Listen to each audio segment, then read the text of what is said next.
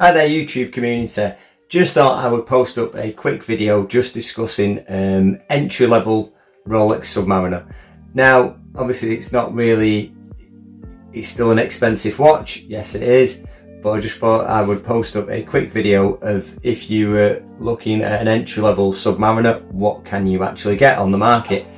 Now obviously looking around, there's the date, there's the non-date, depends on which you would like. Obviously the black with the oyster strap is the go-to watch as your first Submariner.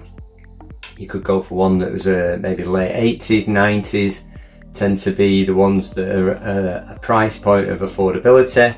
They tend to be around about 7,000 to 8,000 depending on box, paperwork, condition obviously is a big one as well. This one I picked up for my friend. I did some digging around for him. He's into watches, but he just needed a bit of a helping hand. So I've managed to pick this one up for him. I don't want to say the exact price of it, but just let's say it was just under pretty much just under the 7,000 marker. It didn't have box and paperwork, but obviously the condition was good. I wouldn't say it's absolutely amazing. It has a couple of little nicks on the bezel, as you can see. Very couple. There's a very slight graze on the glass at the top towards the 12-hour marker, but again it's it's not that bad. But he basically just wanted to be able to get into a Submariner, something that he could wear maybe for a year or two, and then if he did need to potentially get out of the watch, so to speak, something that he could either break even on, or he might make a little bit of money on it as well. So I think, there's no harm in that. Some people in the watch community like to do that. They like to buy in and flip watches, so to speak, get some use out of them for a year or two, and then move them on, maybe move up, or just get out of the watch because they might need just some cash injection for other things, business or personal or whatnot. So I think the non-date or the date sub offer fantastic value for money. Probably looking at maybe mid to late 90s. Yeah, I think with some research, you could probably pick one up into the 7,000s in the UK. Maybe slightly cheaper if you were to take the chance and import one from maybe America or one of the other countries around the world. If you were doing that, my tip would be to use a very well established watch dealer to purchase one from if you are shopping abroad. Just one that's used to sending items abroad, country to country, ones that's used to getting it packaged properly. They are an expensive watch, and yes, they are very durable, but you still want it properly protected and fully insured and whatnot when it's been sent. I know it's a bit of common sense, but if you're purchasing one privately, say via eBay or something, yes, you covered via PayPal and whatnot for these type of things to make sure that you actually do get the watch.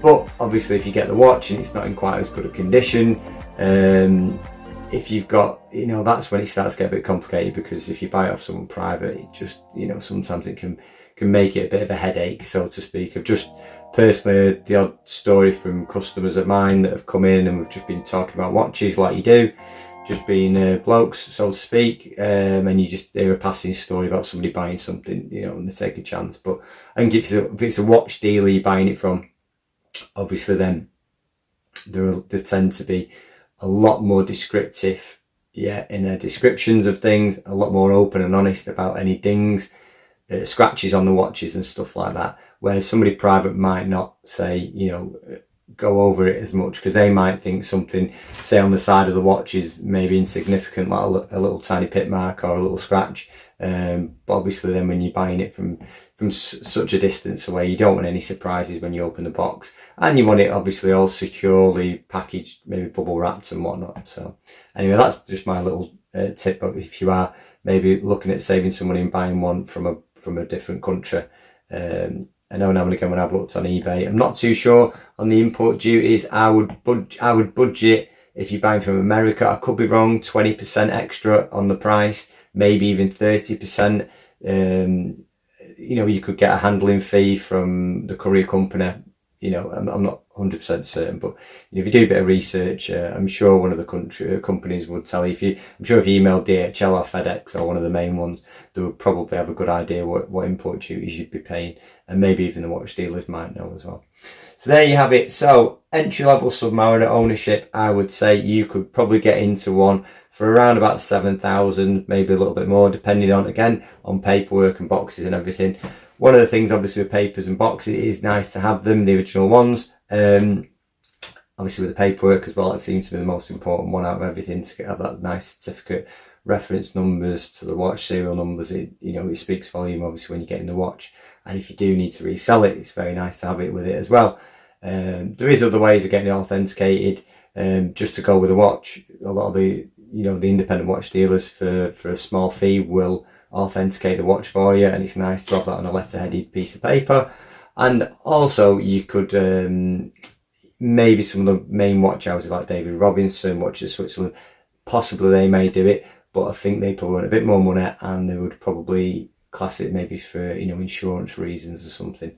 So yeah, so you could go to an independent watch dealer if you didn't have your original paperwork with the watch. It's always handy to have it for future, and when you ever, if you ever did resell the watch, it's nice to have something on letterhead from a proper Swiss watch dealer, so to speak. So there you have it. So entry-level watch ownership for a Rolex Submariner looks something like this. Maybe it might have the odd little mark on the bezel, and maybe the odd scratch on the strap, but obviously being steel, you could get that polished up by one of the independent watch specialists. Would be that. I'm pretty sure you can change the bezel as well. That could be changed if it was annoying if it had any little marks on there. Obviously the dial can as well. Pretty much everything can be changed on a Rolex. The strap's all in nice condition. On this one, it's obviously been polished. If you've got a keen eye, you can tell that's been done. And obviously being a year, say 99, 2000 watch of this era. There we have it. So yeah, I hope you found it informative. Just my little talk on what entry-level Submariner ownership would actually look like. So thank you very much for watching. I really appreciate all the views on YouTube and stuff. Hopefully I'm back in work mid-April. So yeah, maybe I won't have to fill my day up with doing watch videos and stuff. So anyway, I hope you found it informative. I hope you have a fantastic day, and I will see you on the next one. Take care. Bye bye.